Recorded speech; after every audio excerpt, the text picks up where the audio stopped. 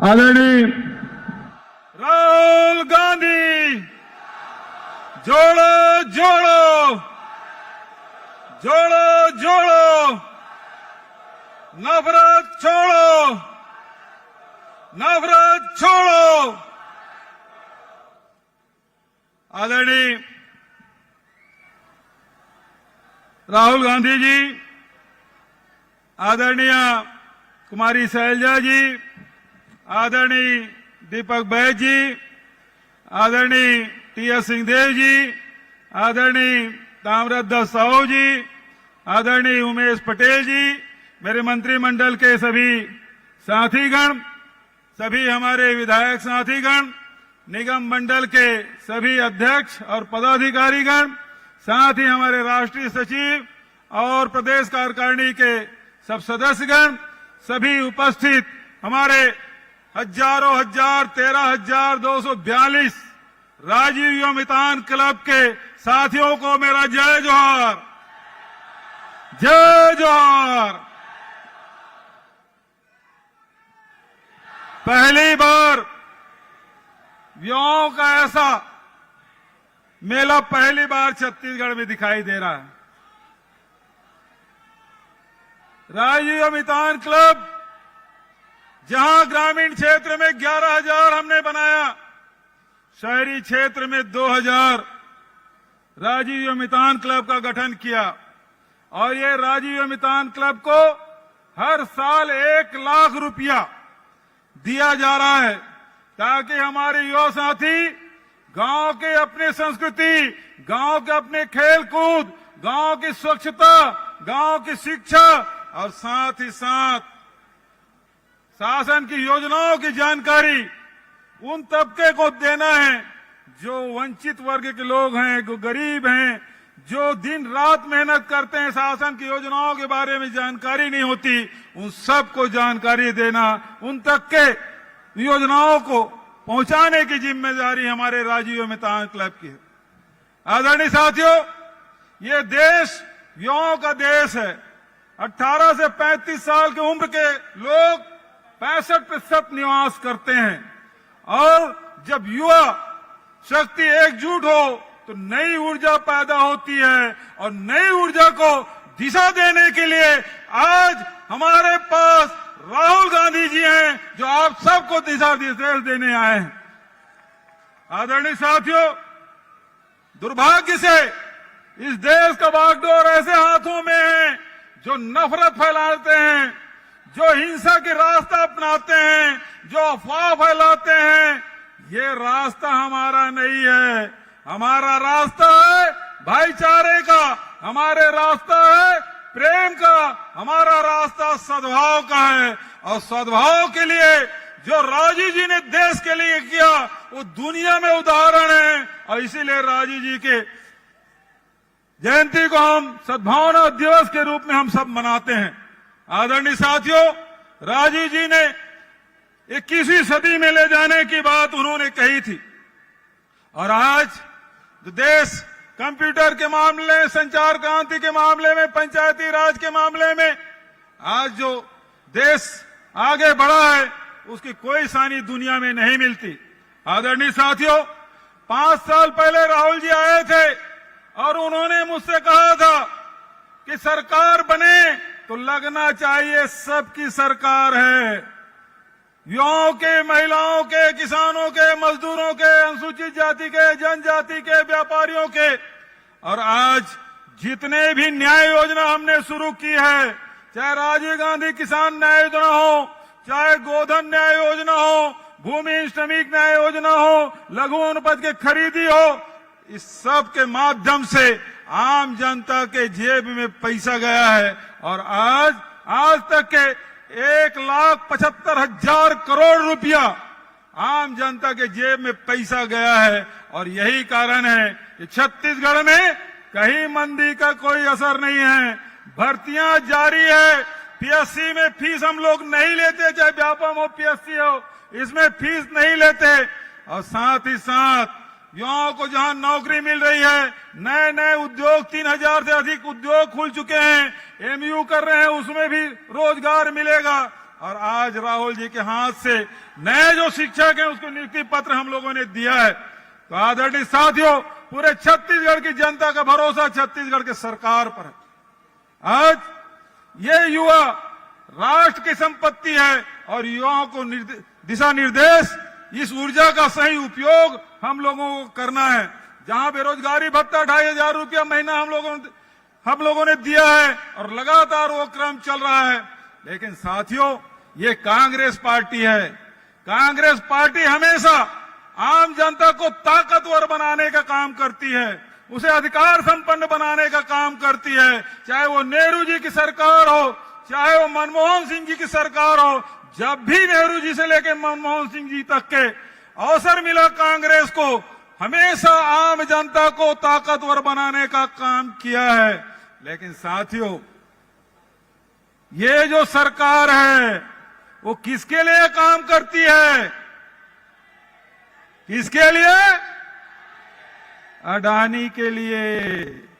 आदरणीय साथियों, चुनाव आ रहा है, कांग्रेस को वोट दोगे तो गरीबों का भला होगा, किसानों की उन्नति होगी, नौजवानों का भविष्य सुधरेगा, महिलाओं को सम्मान मिलेगा, व्यापार और उद्योग फलेंगे फूलेंगे। लेकिन यदि बटन कमल छाप में दबा ना, इधर बटन दबा बटन में, कमल में, उधर वीवीपैट में अडानी निकलेगा। वीवीपैट में क्या निकलेगा? अडानी। हम लोग ये छत्तीसगढ़ में छापा क्यों पड़ रहा पता है आपको? क्योंकि लोहा खदान, ये दीपक जी बैठे हमारे प्रदेश अध्यक्ष, लोहा खदान उनके हाथ में जाने नहीं दिया। कोयला खदानों पे गिद्ध निगाह उनकी है, उसको नहीं जाने दिया। अरे अभी एसीसीएल का खदान है, उसको अडानी को दे दिया। तो अडानी और खदान के बीच में कोई खड़ा है तो कांग्रेस पार्टी खड़ी है और कांग्रेस की सरकार खड़ी है।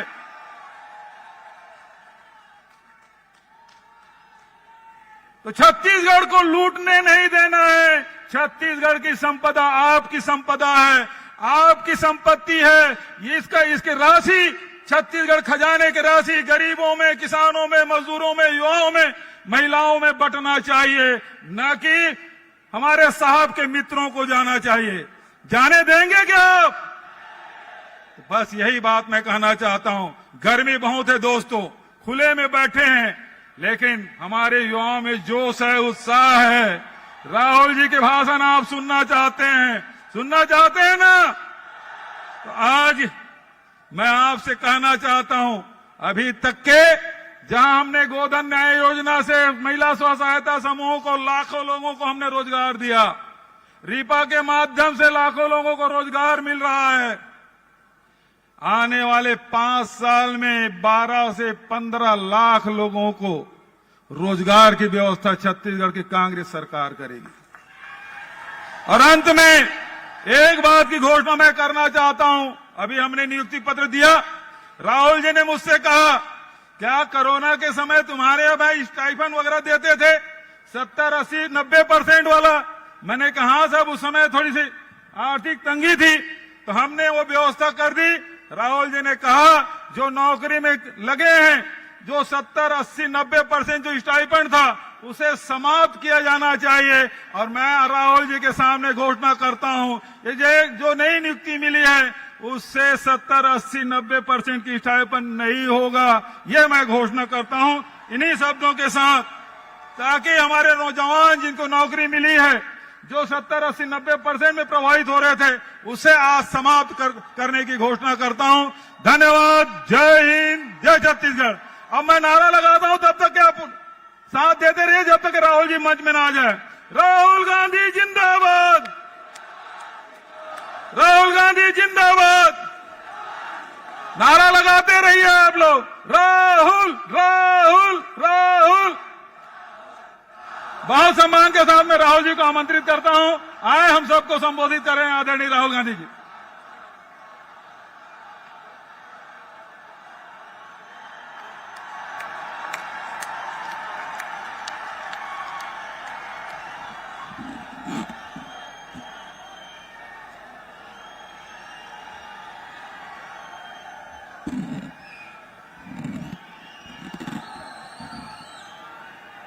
कुमारी सैलजा जी, भूपेश बघेल जी, टीएस सिंहदेव जी, चरणदास महंत जी, तामराज साहू जी, दीपक बैद जी, फूलो देवी नेताम जी, छत्तीसगढ़ के मंत्री, एमएलएज, हमारे प्यारे पार्टी के कार्यकर्ता, बब्बर शेर,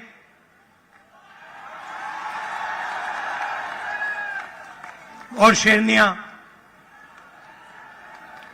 भाइयों और बहनों, छत्तीसगढ़ के युवाओं, प्रेस के हमारे मित्रों, आप सबका यहां बहुत बहुत स्वागत। इतनी गर्मी में आप आए,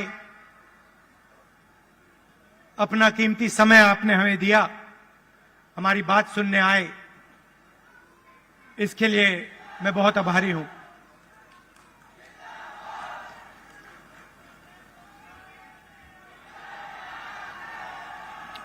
कुछ ही महीने पहले कर्नाटक में चुनाव हुआ। एक तरफ बीजेपी और उनकी विचारधारा, दूसरी तरफ कांग्रेस पार्टी, हमारी विचारधारा।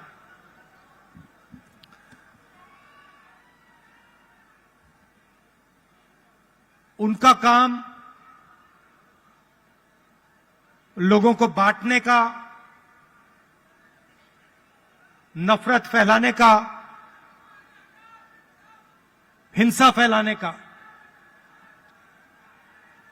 हमारा काम लोगों को जोड़ने का, नफरत के बाजार में मोहब्बत की दुकान खोलने का।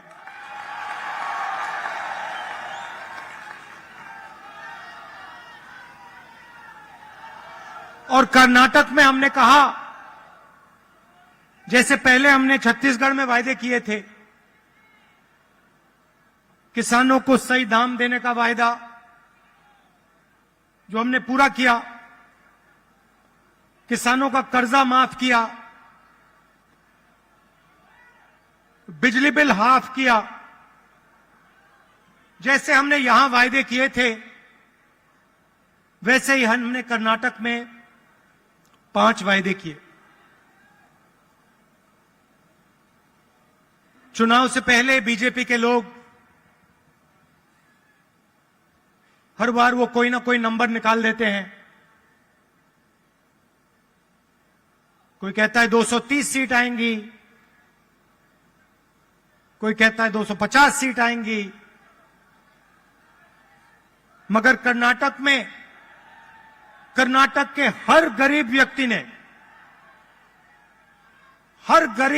ने पूरा दम लगा के कांग्रेस पार्टी को जिताया। और वही यहां हुआ था। देखिए, एक बात मैं साफ करना चाहता हूं, बीजेपी और नरेंद्र मोदी जी हिंदुस्तान के 2-3 अरबपतियों के लिए काम करते हैं। नाम आप जानते हो। कुछ ही दिन पहले दुनिया के सबसे बड़े फाइनेंशियल अखबारों में अदानी जी के बारे में कहानी आई, आर्टिकल छपा। दुनिया के सबसे बड़े फाइनेंशियल न्यूज़पेपर में लिखा था, अदानी जी जो नरेंद्र मोदी जी के करीब हैं, उन्होंने हिंदुस्तान से हजारों करोड़ रुपया बाहर देशों में भेजा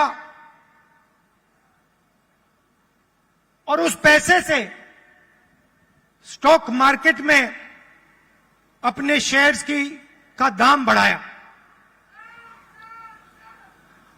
और उस पैसे से अदानी जी, आपकी जो पूंजी है, आपका जो इंफ्रास्ट्रक्चर है, आपके जो एयरपोर्ट हैं, सुना है अब रेलवे स्टेशन भी उनको दिए जाएंगे।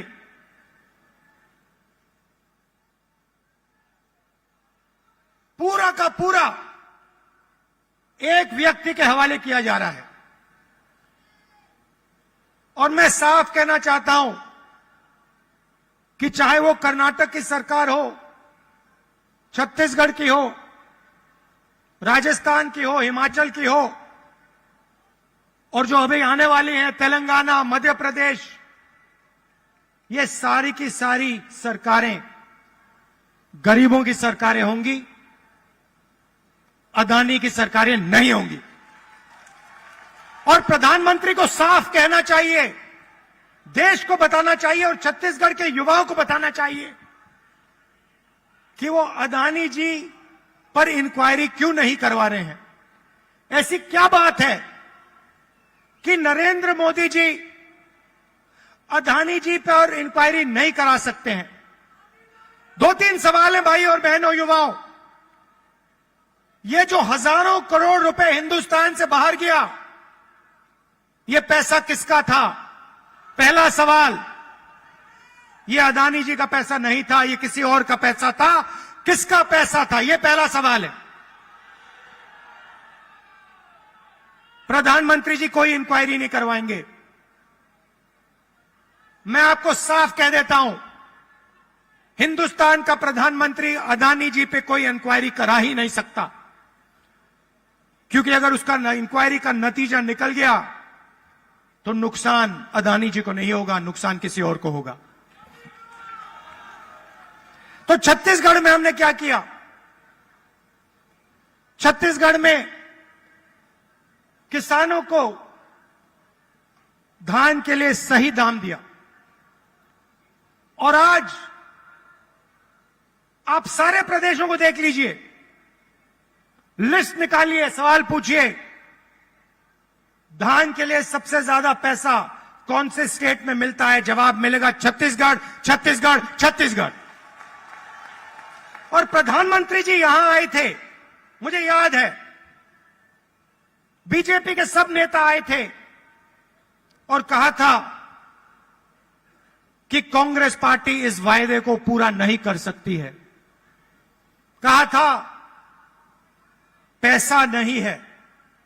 हमने साफ दिखा दिया, पैसा है और वायदा पूरा हमने कर दिया। जहां भी हम जाते हैं, हम झूठे वायदे नहीं करते। 15 लाख रुपए का वायदा हम नहीं कर सकते। नरेंद्र मोदी जी ने कहा था काला धन वापस आएगा, 15 लाख रुपए बैंक अकाउंट में जाएंगे। उल्टा हजारों करोड़ रुपए हिंदुस्तान से बाहर जा रहा है। इंटरनेशनल अखबार कह रहे हैं कोई इंक्वायरी नहीं।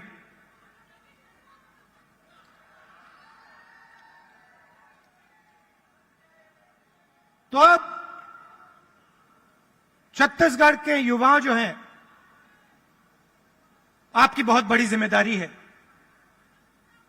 और हम चाहते हैं कि आप प्रदेश को चलाने में, राजनीति को चलाने में आगे आएं। आपको पीछे नहीं रहना चाहिए। आपकी जो नई जनरेशन है, भविष्य आपका है, आने वाले समय में छत्तीसगढ़ आपका है और आपको आगे बढ़ना पड़ेगा। और इसीलिए हमने राजीव युवा क्लब आपके लिए बनाए हैं। हर क्लब को 1 लाख रुपए, 3 लाख युवाओं को क्लब में हमने जोड़ा है। और ये ऐसे नहीं जोड़ा है, मैं आपको साफ बताना चाहता हूं। हमने इसलिए जोड़ा है कि आप इस प्रदेश को चलाने में, आप भाग लें। और हम आपके लिए राजनीति के दरवाजे खोलना चाहते हैं कि कुछ ही सालों में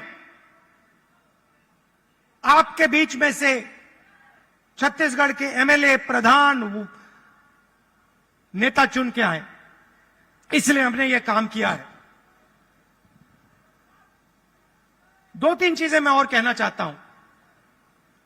जो हमारे आदिवासी भाई हैं, आपके लिए हमने पैसा कानून लाया,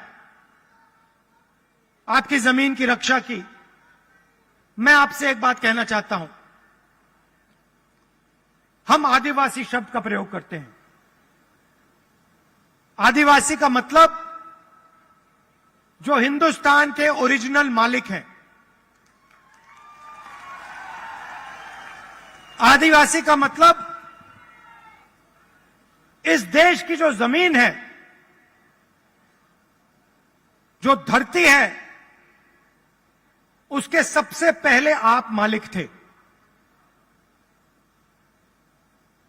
मतलब आपकी जमीन पर, जंगल पर, जल पर आपका हक बनता है। बीजेपी ने एक नया शब्द निकाला है, वनवासी। इस शब्द का बिल्कुल दूसरा मतलब है। हम चाहते हैं कि आदिवासी युवा जो भी सपना देखना चाहें, देखें और उस सपने को पूरा करें। डॉक्टर बनना है, इंजीनियर बनना है, बिजनेस चालू करना है, लॉयर बनना है, जज बनना है, मैन्युफैक्चरिंग यूनिट शुरू करना है, सब चीजों में आपको शामिल होना चाहिए।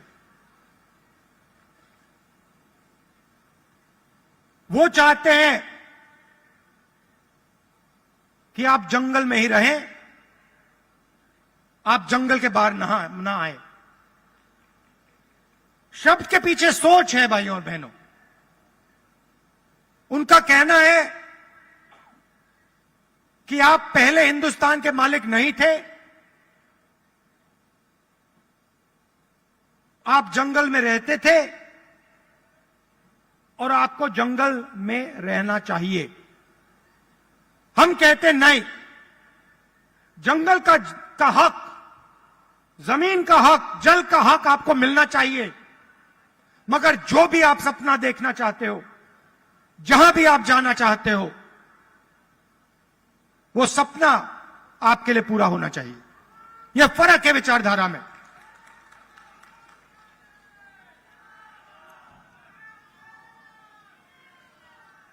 और पूरे देश में भाई और बहनों, पूरे देश में ये नफरत फैला रहे हैं। आदिवासियों को नया नाम दे देंगे, एक धर्म को दूसरे धर्म से लड़ा देंगे, एक भाषा को दूसरी भाषा से लड़ा देंगे, एक जात को दूसरी जात से लड़ा देंगे। हमारा काम जोड़ने का है। जहां भी ये नफरत फैलाते हैं, चाहे वो मणिपुर हो, असम हो, कर्नाटक हो, जहां भी ये नफरत फैलाएंगे, कांग्रेस पार्टी के कार्यकर्ता वहां जाकर मोहब्बत फैलाएंगे। ये हमारा काम है, ये हमारी जिम्मेदारी है। आप देखिए, भारत जोड़ो यात्रा का यही लक्ष्य था। कन्याकुमारी से हम शुरू हुए, श्रीनगर तक गए,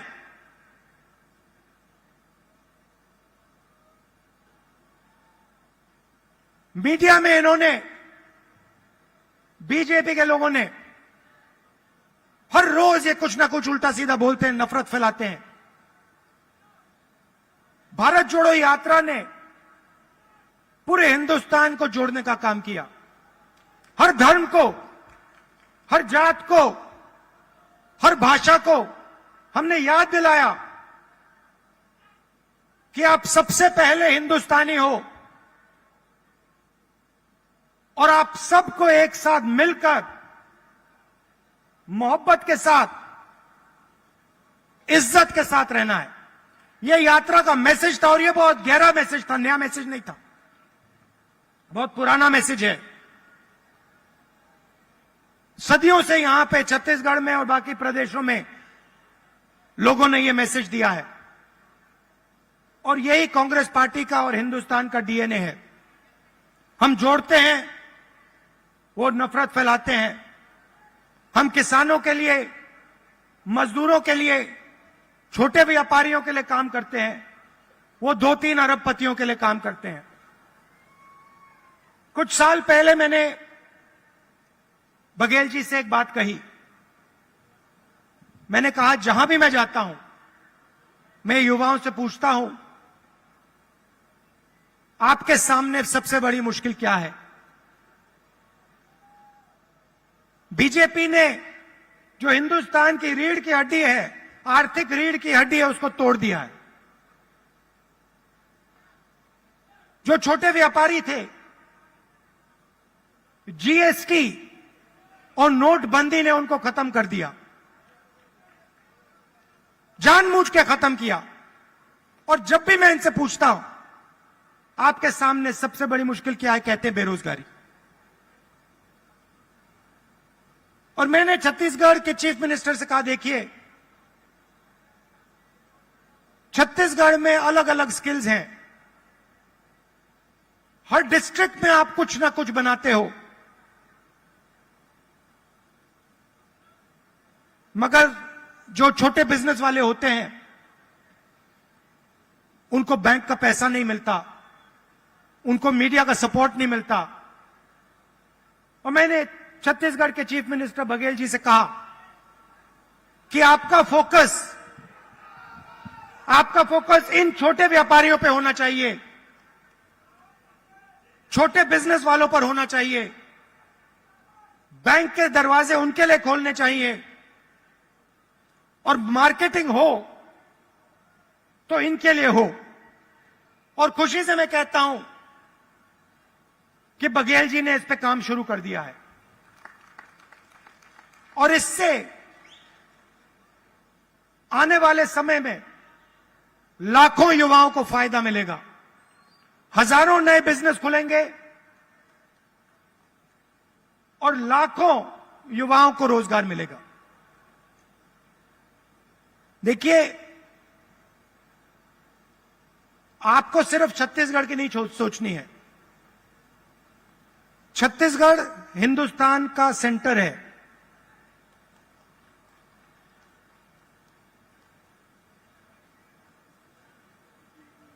बंगाल से गुजरात कोई जाता है, छत्तीसगढ़ से निकलना पड़ता है। आप सेंटर लाइन पे हो और आपको देश का लॉजिस्टिकल सेंटर बनना चाहिए कि आप इंफ्रास्ट्रक्चर तैयार करिए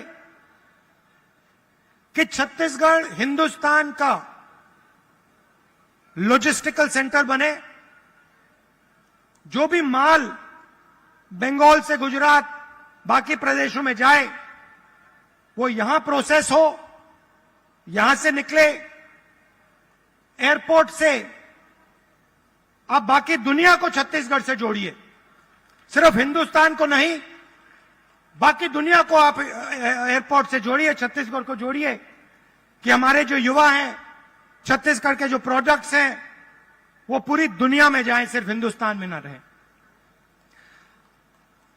मुझे लगता है कि छत्तीसगढ़ की सरकार ने बहुत अच्छा काम किया है और आने वाले 5 सालों में भी यहां पे छत्तीसगढ़ की सरकार, कांग्रेस पार्टी की सरकार जबरदस्त काम करने जा रही है। कार्यकर्ताओं से मैं कहना चाहता हूं, आप हमारी रीढ़ की हड्डी हो, आप हमारे विचारधारा के लिए लड़ते हो। छत्तीसगढ़ में आपने हमें जिताया, राजस्थान में जिताया, कर्नाटक में जिताया, हिमाचल में जिताया, तेलंगाना में जिताओगे, फिर से छत्तीसगढ़ में जिताओगे, मध्य प्रदेश में जिताओगे, राजस्थान में जिताओगे।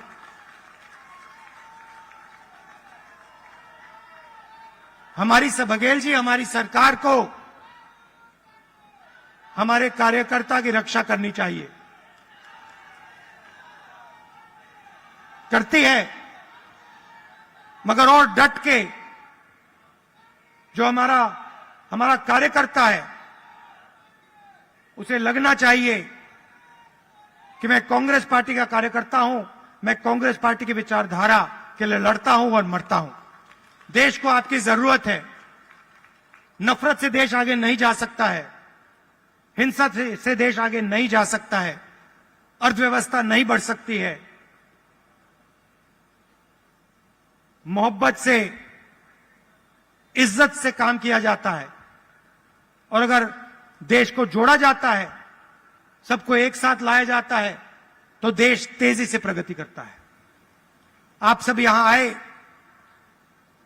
इतने प्यार से आपने मेरी बात सुनी, इसके लिए आप सबको दिल से धन्यवाद।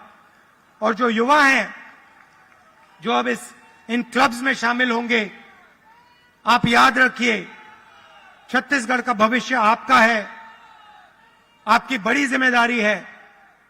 आपको राजनीति में आना है और आपको छत्तीसगढ़ को भविष्य में चलाना है। बहुत बहुत धन्यवाद। जय हिंद, नमस्कार। बहुत बहुत शुक्रिया आपका आदरणीय श्री राहुल गांधी जी। और स्मृति चिन्ह का अवसर है, हम आग्रह करेंगे कि माननीय मुख्य अतिथि महोदय श्री राहुल गांधी जी को स्मृति चिन्ह भेंट करने के लिए हम माननीय मुख्यमंत्री जी से निवेदन करते हैं।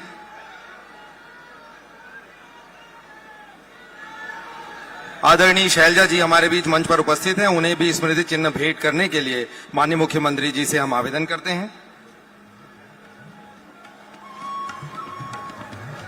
आदरणीय राहुल जी, हम सब आपके अत्यंत आभारी हैं। छत्तीसगढ़ के वासी, छत्तीसगढ़ युवा मितान क्लब के सब साथी, छत्तीसगढ़ शासन के सभी साथी, आपने राष्ट्रीय जिम्मेदारियों में से समय निकालकर अपना स्नेह, अपना प्रेम, अपना संबंध पुनः लगातार छत्तीसगढ़ के साथ बनाए रखा है। और हमें विश्वास है कि भविष्य में भी ये आपका स्नेह, आपका मार्गदर्शन हमारे लिए कार्य करने का आधार बनेगा। आभार। रुकेंगे एक छोटे से ब्रेक के लिए, जल्द लौटेंगे।